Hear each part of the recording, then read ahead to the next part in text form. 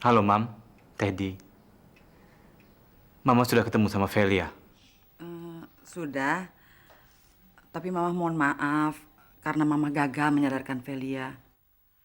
Dia sudah mengambil keputusan untuk tetap tinggal di sana, Nak Teddy. Mama mohon maaf juga sama Nak Teddy. Jangan tersinggung ya, Mama kayaknya minta agar Nak Teddy tidak membiayai Mama lagi deh. Sampai Mama bisa menyadarkan anak Mama dari kesalahannya yang semakin tidak bisa Mama pahami. Mama jangan ngomong begitu. Bagaimanapun saya tetap anak Mama. Udah ya, Mam. Selamat siang.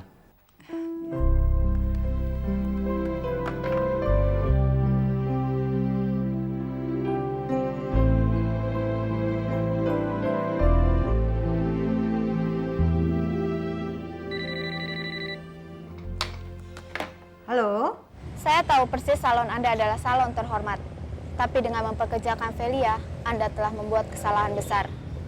Karena bukan tidak mungkin dia akan menjerumuskan karyawati-karyawati Anda. Dengan siapa saya bicara ini? Siapa saya tidak usah Anda pertanyakan. Saya cuma memberikan informasi sukarela kok. Anda boleh cek kebenarannya.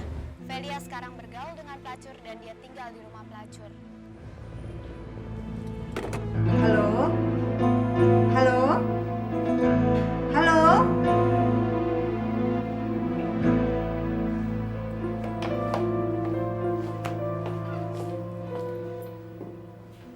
Kamu panggil Mbak Velia sekarang, penting. Baik, Bu.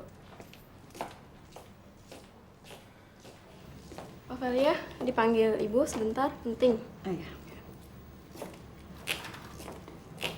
Bentar ya. Silakan duduk. Ada apa, Tante? Apa betul kamu tinggal di rumah pelacur?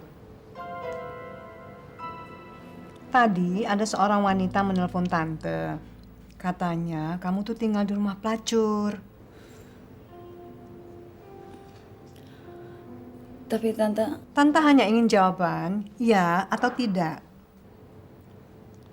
iya Tante. Kamu bisa merusak citra salon ini. Dan Tante tidak mau sampai hal itu terjadi. Kamu kan harus tahu bahwa salon ini adalah periuk nasi Tante. Dan yang kerja di sini hanya orang yang bersih. Dan kamu tidak bisa lagi kerja di sini. Kamu boleh pergi. Baik Tante. Permisi.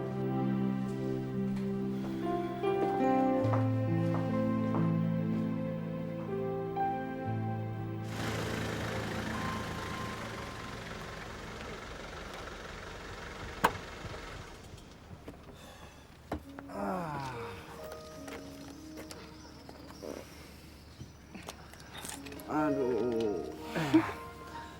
Ini bukan terakhir kita ketemu kan? Soalnya saya senang banget pergi sama kamu tuh.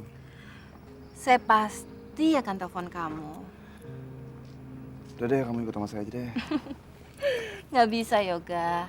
Siang ini saya ada urusan. Tapi saya pasti telepon kamu, janji. Oke. Oke? Ya. Take care ya. Ya. Kasih. Bye. Bye. Miss you.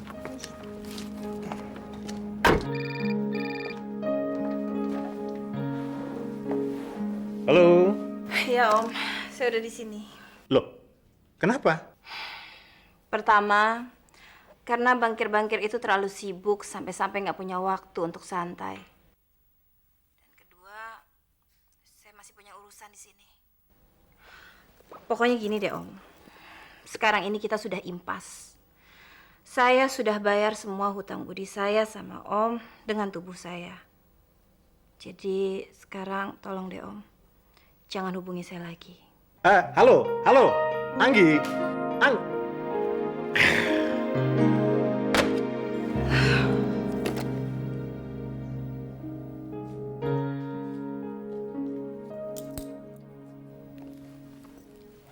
Loh, ada masalah apa lagi?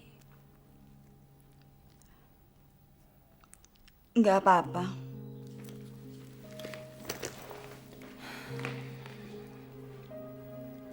Vel, Saya harap di antara kita berdua nggak ada rahasia apa-apa lagi. Saya kan sudah ceritakan sebagian dari diri saya. Dan saya pasti akan ceritakan sisanya. Jadi saya harap kamu juga bisa bersikap terbuka sama saya.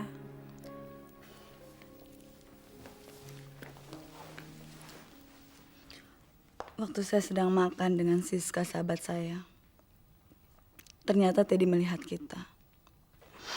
Dan dia mengikuti saya sampai ke sini. Terus dia minta kamu kembali. Tapi saya tolak. Besoknya ada telepon di salon tempat saya bekerja. Dia bilang saya tinggal Tinggal di rumah pelacur.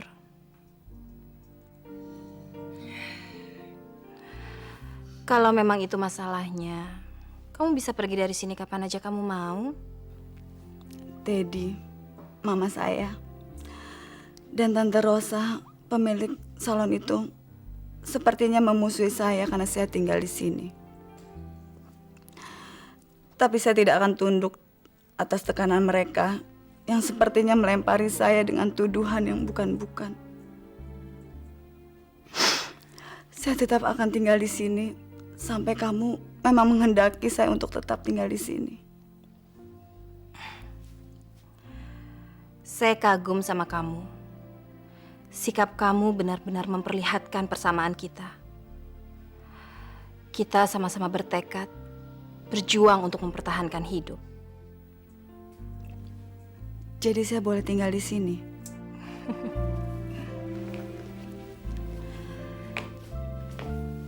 Ya, saya menerima kamu di sini dengan hati dan tangan terbuka. Saya bersumpah akan menjaga kamu dan gak akan pernah menjerumuskan kamu. Sampai saat ini saya nggak habis pikir, kenapa kamu begitu baik sama saya? Padahal kan saya sama saja dengan istri-istri yang suaminya pernah sama kamu. Ya, kalau ada pepatah cinta pada pandangan pertama, mungkin saya ini simpati sama... Saya tidak memusuhi siapa-siapa. Saya hanya memusuhi ketidakadilan dan kepahitan hidup yang saya alami. Terlalu panjang kalau harus saya ceritakan. Saya akan menjadi pendengar yang baik. Saya mau bikin kopi. Kamu mau?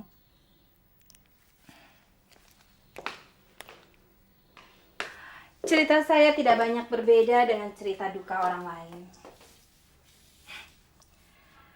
Saya berkali-kali mengalami kehancuran yang pahit dan menyakitkan dalam kehidupan ini. Dulu, almarhum papi saya punya perusahaan yang sukses dan benar-benar mandiri. Bebas dari kolusi dengan pejabat ataupun keluarganya. Seperti biasa, pejabat ataupun keluarganya selalu mengincar pengusaha yang sukses. Dan seorang keluarga dari pengusaha yang benar-benar berkuasa waktu itu meminta pada papi untuk memberikan saham kosong padanya. Dan berjanji akan memberikan fasilitas dari pemerintah. Papi menolak. Dan itu rupanya awal dari bencana pertama dalam kehidupan saya. Rupanya pejabat itu tersinggung. Kemudian semuanya direkayasa. Sampai-sampai perusahaan papi bangkrut dan hancur. Kok tega-teganya pejabat sejahat itu? Bukan cuma itu. Milik keluarga kami semuanya disita. Kegetiran kedua pun menyusul. Papi meninggal karena stres. Dan sejak saat itu, saya dan Mami hidup dalam kemiskinan. Saya terpaksa meninggalkan bangku kuliah.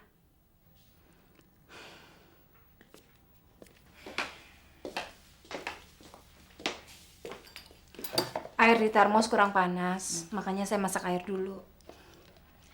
Kamu masih mau dengar cerita saya? Masih. Kenapa?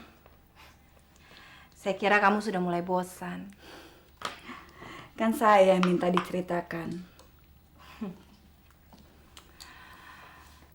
Itu tadi 2 kehancuran pertama dalam kehidupan saya. Dan setelah itu, hidup saya masih diterpa oleh kepahitan lain. Kata orang, cobaan sering datang tidak sendirian. Ya, saya rasa juga begitu.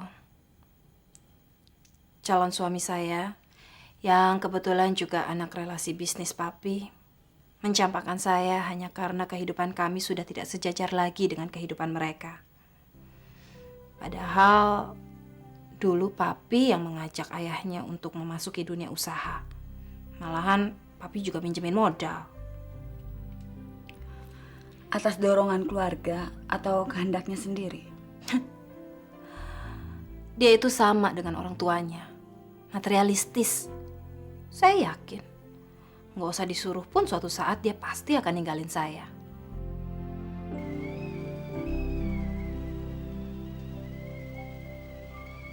Herannya kamu bisa menceritakan dengan tenang, tanpa kepedihan, seperti nggak ada beban.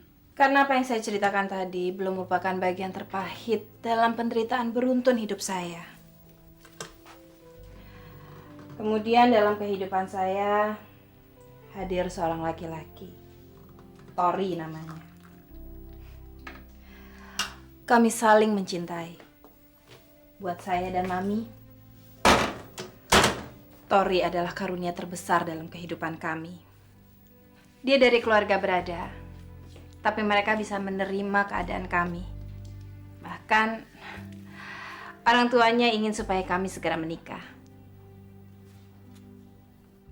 Sampai suatu saat kami diundang untuk menghadiri pesta ulang tahun pernikahan omnya di puncak. Suasananya begitu meriah. Sampai-sampai Tori yang biasanya nggak pernah minum jadi sedikit lupa diri. Dia ikutan minum-minum dan sedikit mabok. Terus dia memaksa kamu untuk... Enggak. Tori itu adalah laki-laki yang baik. Kami berjanji untuk menjaga kesucian kami masing-masing sampai dengan menikah. Itu yang membuat keluarga Tori sayang sama saya.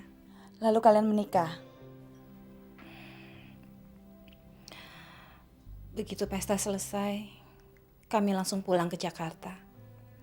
Tori yang nyetir. Sudah tahu dia mabuk, kenapa kamu biarkan dia menyetir mobil sendiri?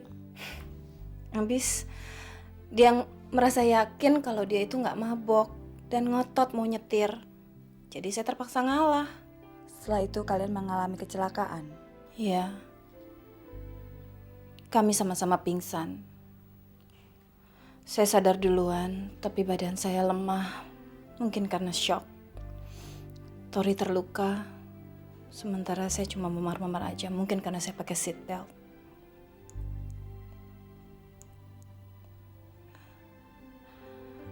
Kemudian 4 pria mengeluarkan saya dari mobil dan membawa saya ke sebuah kubur.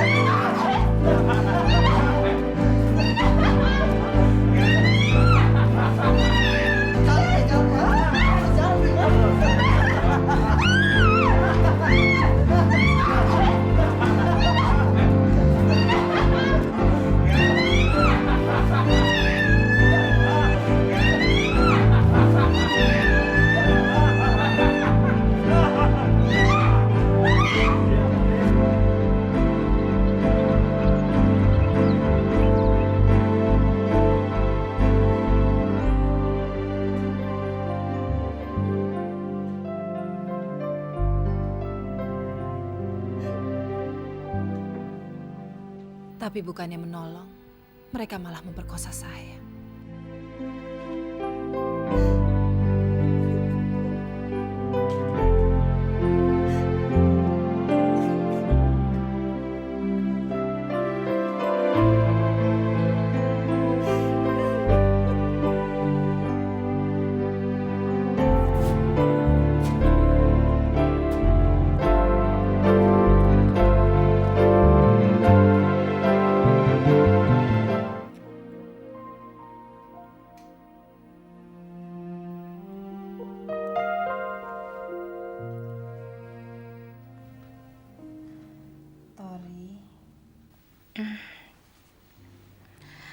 Untung kamu nggak apa-apa.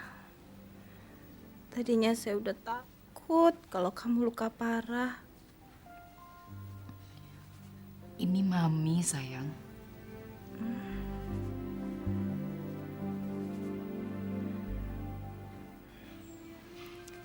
Gimana keadaan Tori, Mam? Dia kesini waktu kamu masih tidur tadi. Dia nggak apa-apa. Kepala dan tangannya memang luka, tapi nggak parah. Sekarang dia sudah bisa jalan dan sudah pulang ke rumah. Kapan dia kesini lagi, Mam?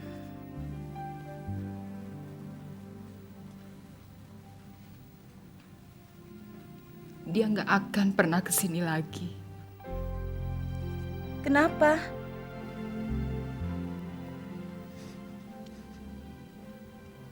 Karena Tori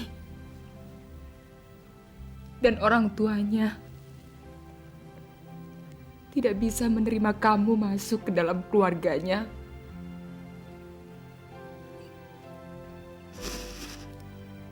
Kamu sudah tidak suci lagi, Gi. Tapi ini kan bukan salah saya, Mam.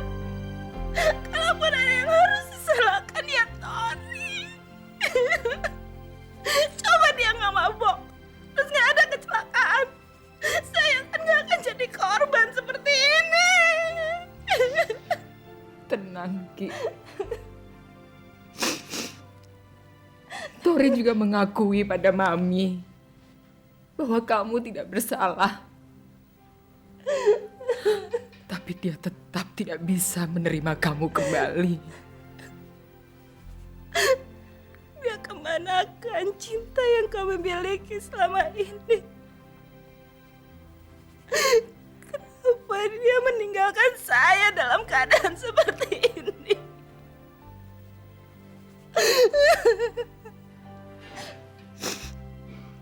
Anggi, kita tidak bisa memaksa seorang pengecut untuk menerima kenyataan dan memikul tanggung jawab.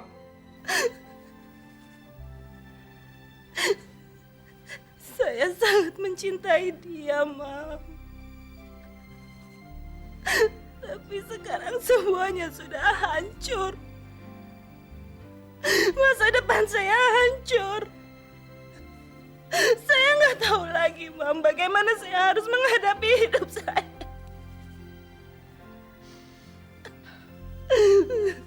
Mami juga tidak tahu, Gi.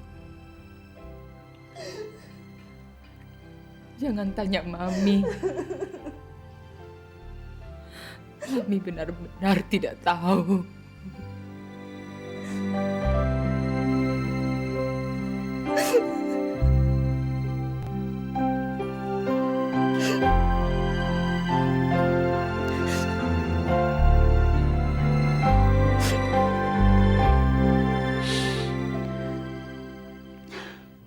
Maafkan saya telah membuka luka lama kamu. Gak apa-apa. Saya justru senang karena kamu sudah mau menjadi pendengar yang baik. Tapi apa yang kamu dengar tadi belum merupakan puncak dari kegetiran hidup saya. Masih ada yang lebih pahit lagi.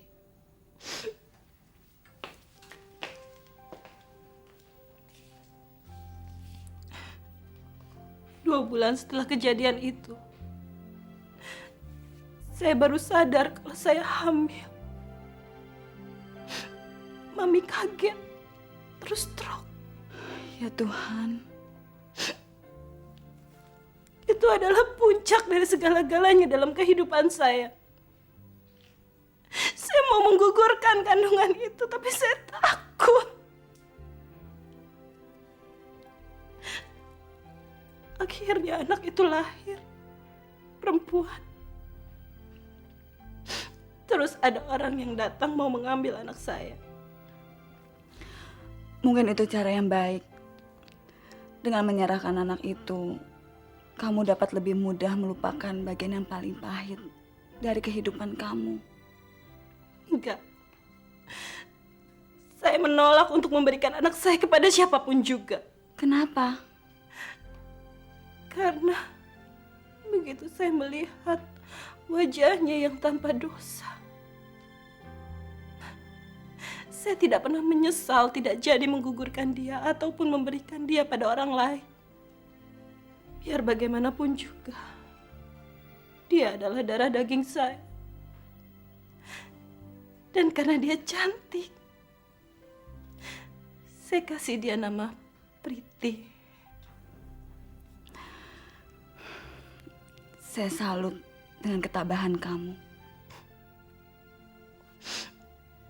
Mungkin karena saya tidak punya pilihan lain lagi. Sementara hidup saya harus terus berjalan. Saya harus membiayai anak saya dan juga ongkos untuk berobat Mami. Jadi saya harus kerja. Tapi sementara itu, saya tidak punya pendidikan formal yang cukup dan juga saya tidak punya keterampilan apa-apa.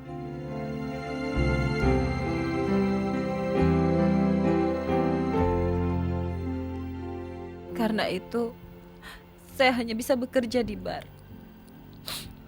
Gaji saya lumayan, tapi tipnya jauh lebih besar, terutama dari langganan tetap bar itu. Namanya Pak Sukoco.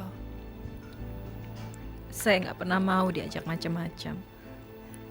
Waktu itu, saya masih idealistis. Masih berani mimpi untuk tetap hidup di jalan yang lurus. Dia bersimpati kepada saya setelah dia tahu saya harus membiayai perawatan ibu saya dan juga terpaksa membayar babysitter untuk mengasuh anak saya. Mami kamu gimana? Apa dia tahu yang kamu lakukan sekarang? Sepertinya sih dia tahu. Tapi dia juga tidak punya pilihan lain, baik untuk dirinya maupun untuk diri saya. Lalu mulai kapan kamu hidup begini? Kesulitan saya belum berakhir. Bar tempat saya bekerja dibakar oleh sekelompok orang dengan dalih moral. Mereka membakar, menjarah, merampok. Untung kamu masih bisa selamat ya. Saya memang selamat dari api. Tapi kemudian saya terbakar dalam penderitaan yang lebih dalam lagi. Mereka menyeret dan memperkosa saya, juga pelayan-pelayan yang lain. Seperti yang kamu bilang tadi, penderitaan dan cobaan biasanya tidak datang sendiri. Dalam keadaan saya kehilangan pekerjaan dan juga harga diri, saya diberitahu bahwa kondisi Mami malah tambah parah. Kalau saya jadi kamu, saya pasti sudah panik. Saya juga panik. Betul-betul panik. Satu-satunya yang terlintas dalam benak saya waktu itu adalah minta bantuan Pak Sukoco.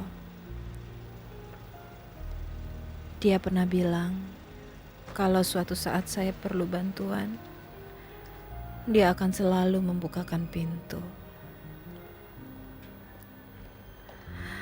Saya kira di rumah itu ada juga keluarganya. Tapi ternyata dia tinggal sendirian. Anggi? Saya... Ayo masuk. Saya bukan cuma sekedar minta bantuan. Tapi saya minta dicarikan pekerjaan apa saja. Sampai akhirnya dia mengaku kalau dia itu germo. Buat saya, yang sudah terpuruk dari satu perkosaan ke perkosaan yang lain, menjadi pelacur bukanlah satu langkah besar masuk ke jalan yang rusak. Seharusnya saya merasa senang karena kamu mau bergabung dengan saya. Tetapi saya tetap minta kamu untuk berpikir lebih panjang lagi. Saya sudah mengenal banyak wanita. Dan saya tahu, ini bukan jalan kehidupan kamu. Saya sudah tidak ingin memikirkan hidup saya lagi, Pak. Yang saya inginkan sekarang adalah jalan keluar dari kesulitan yang saya hadapi. Iya, saya tahu. Saya tahu. Kamu sudah menceritakan semua kesulitan kamu. Saya akan membantu keuangan kamu.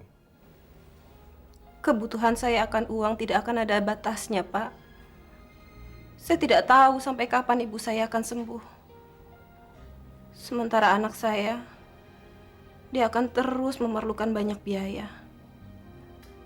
Sebaik apapun Bapak, pasti akan ada batasnya, kan?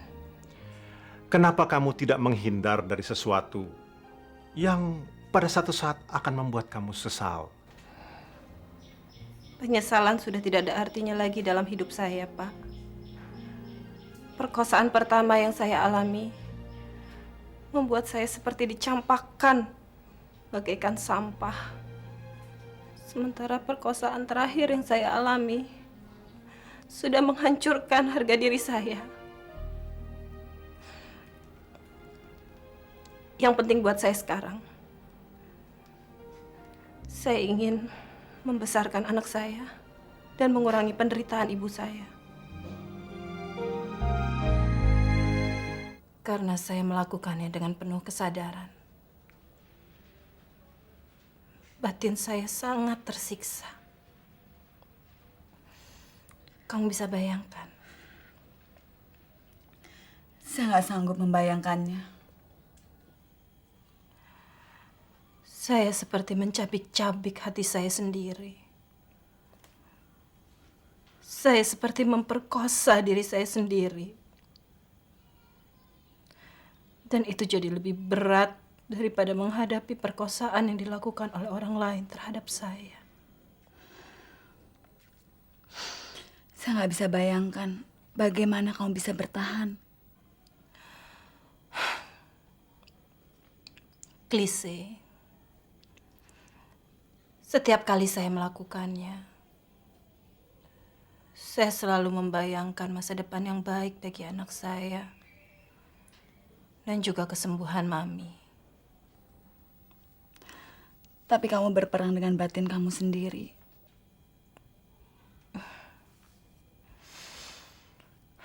Lama-lama, batin saya jadi mati rasa. Nyatanya, saya bisa menyekolahkan Priti di sekolahan yang berasrama, membiayai penyembuhan Mami, dan membayar perawat untuk menemani Mami.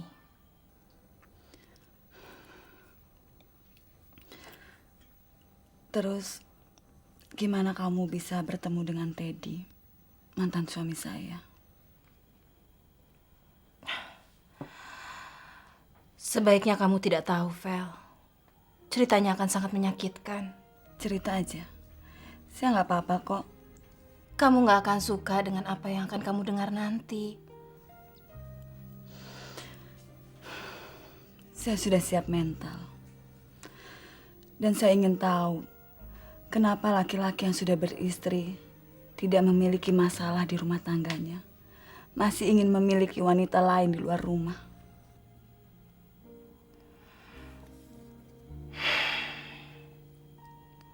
Waktu itu, saya sedang menunggu seseorang di coffee shop sebuah hotel.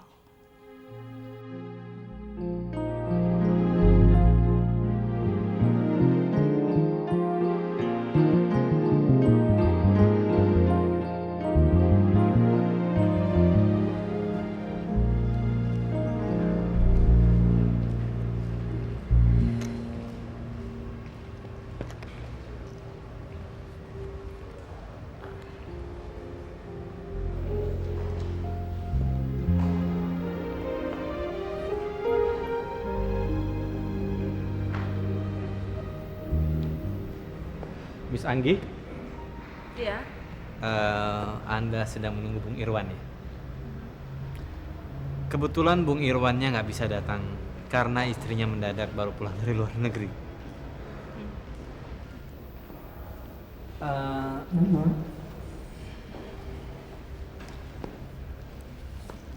Supaya Anda nggak kecewa, Bung Irwan minta saya gantikan posisinya dia.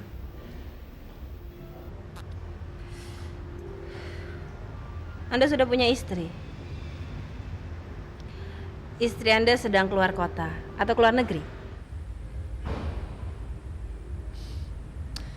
Dia ada di rumah.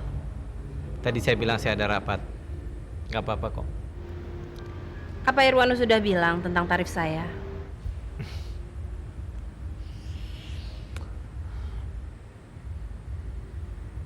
Saya suka Anda. Jadi kalau soal tarif saya nggak peduli. Saya pinginnya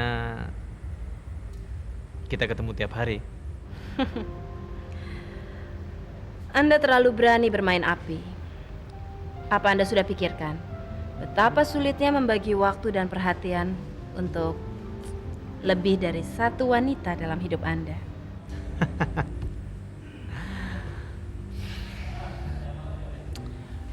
Saya rasa itu nggak jadi masalah. Karena hubungan saya dengan istri saya, karena saya cinta dengan dia, karena saya sayang. Sementara dengan kamu, just for fun. Oke.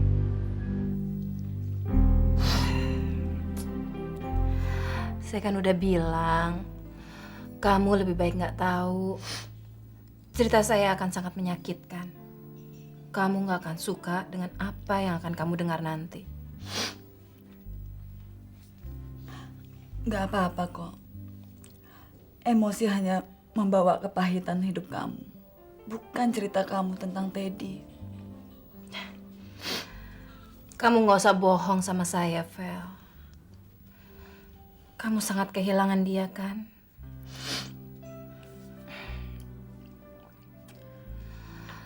Saya akan berusaha keras untuk mengembalikan dia ke kamu. Dia sangat mencintai kamu. Dia tidur sama kamu, lalu kamu bilang dia masih mencintai saya.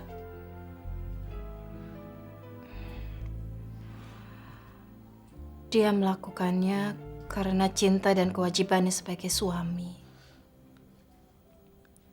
Dia berterus terang. Setiap kali melakukannya, sudah tidak ada lagi fun dan excitement yang seharusnya ada. Karena saya tidak berpengalaman seperti kamu. Bukan. Karena dia masih merasakan trauma akibat melihat pendarahan sewaktu kamu keguguran. Setiap kali bersama kamu, dia berjuang untuk melawan trauma itu dengan berbagai cara dan juga obat-obatan. Saya tidak tahu dan tidak mau tahu. Yang saya tahu, perbuatannya itu adalah suatu pengkhianatan atas kesucian cinta saya.